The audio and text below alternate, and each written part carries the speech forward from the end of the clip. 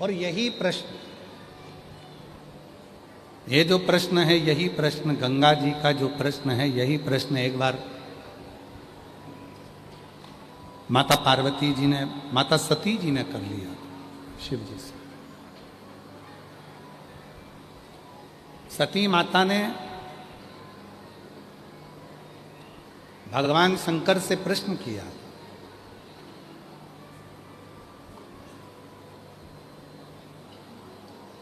कि संसार का मनुष्य पूर्व का कर्म भोगता है या आज का कर्म भोगता है?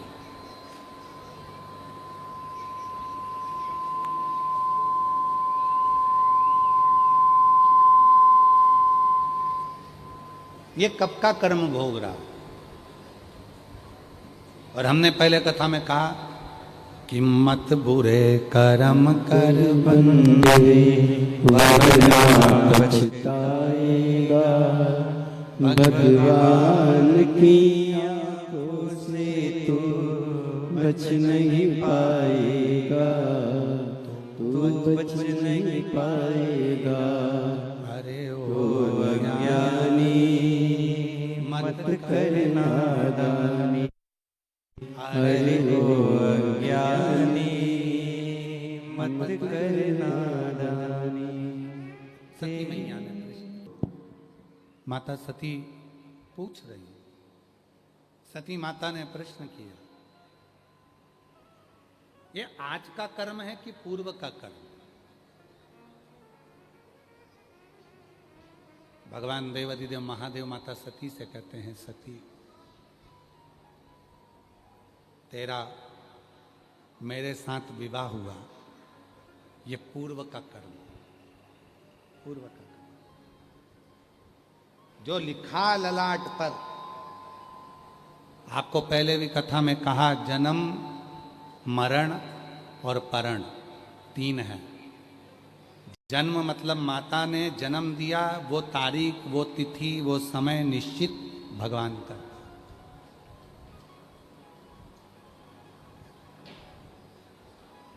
मरण मृत्यु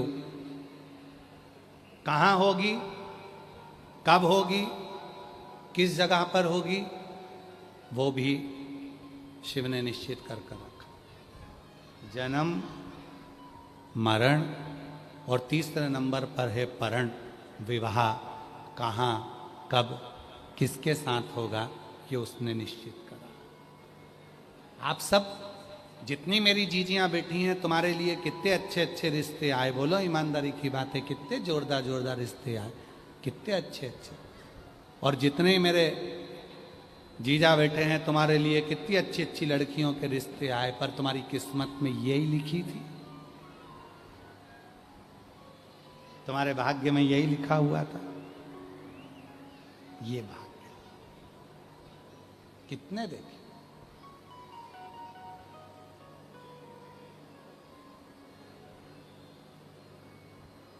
कितने। तो जन्म भगवान के हाथ में है, मरण भगवान के हाथ में है, और परण ये भी भगवान के हाथ में है।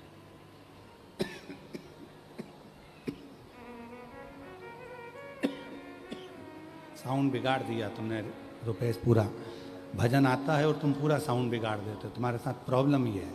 शंभु शंभु शंभु शंभु, जन्म मरण और परण, ये तीन शिव के हाथ। इसको कोई बदल नहीं सकता है, इसको कोई काट नहीं सकता है। जन्म काटेगा ना मरण काटेगा ना परण काटेगा। ये जन्म मरण और परण कितने जो शिव ने लिख दिया, जो भगवान शंकर ने लिख दिया, जो भगवान देवाधिदेव महादेव ने लिख दिया, वो होकर ही रहेगा। इसलिए सती को भगवान शिव जी ने कहा कि जो विवाह होता है, जो बच्चे होते हैं, जो परिवार मिलता है, जो कुटुंब मिलता है, जो संबंध मिलते हैं, ये हमारे पूर्व के कर्म से मिलते हैं, पूर्व के कर्म के अनुसार।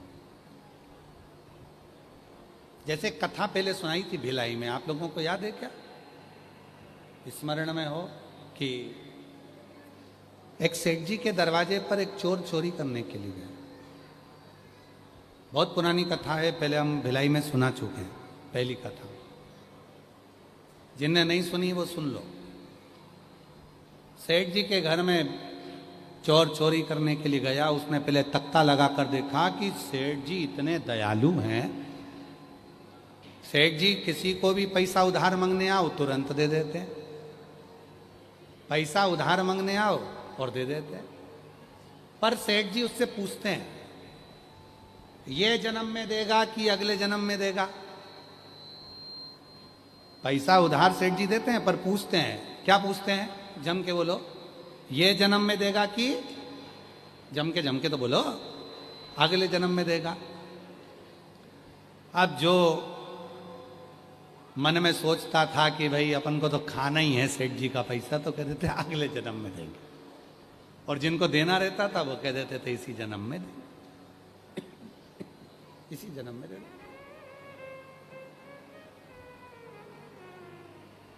चोर ने ध्यान दिया। चोर ने मन में सोचा सेठ जी के पास उधार पैसा मांगने जाता हूं, मांग लूंगा, ले लूंगा और कह दूंगा अगले जन्म में दे दूंगा, उसमें क्या दिक्कत है। और तिजोरी भी देख कर आ जाऊंगा, सारा माल भी चुरा लूंगा।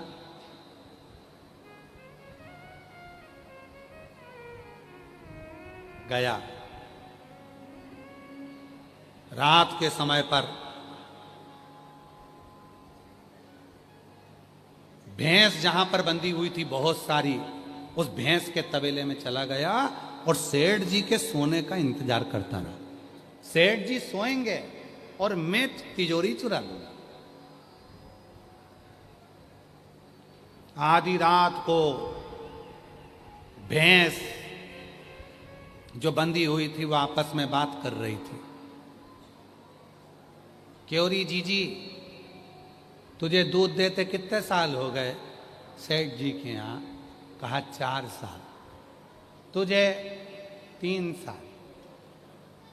सेठ जी के यहां दूध देते तेरे को कितने साल हो गए? अरे मेरी तो पूरी जिंदगी निकल गई सेठ के यहां दूध देते देते, ओ पूरा जीवन निकल गया। अब तो मैं बुढ़ी हो गई तो भी दूध निचोड़े जा रहा, निचोड़े जा रहा, निचोड़े जा रहा।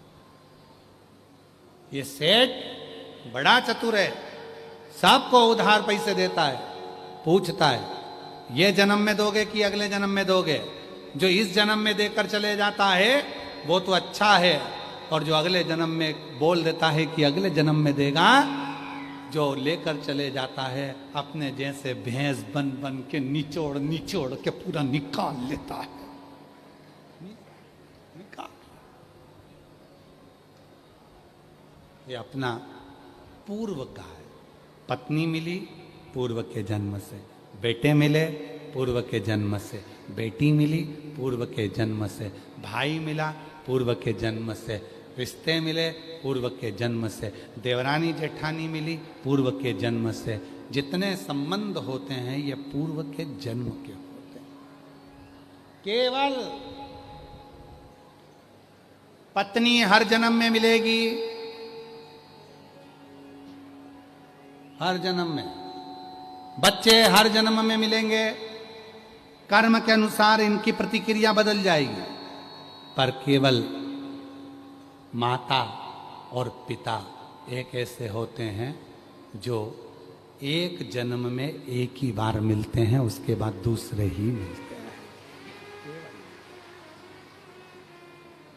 उसके बाद माता और पिता जो मिले हैं ये हमको बार बार प्राप्त नहीं हो सकता। इसलिए कल कथा में कहा था कि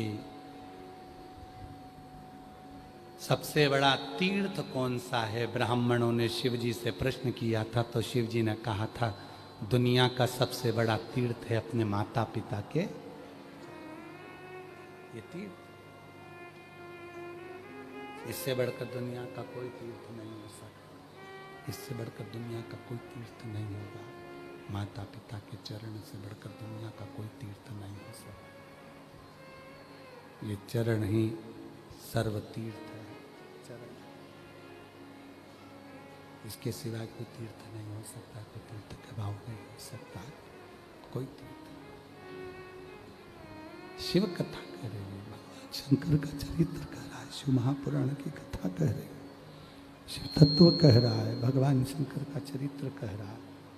शंभो शंभो शंभो शंभो शंभो शंभो शंभो शंभो शंभो शंभो शरण पड़ी मांगो घड़ी रे घड़ी, दुख काटो दया करी दर्शन आपो।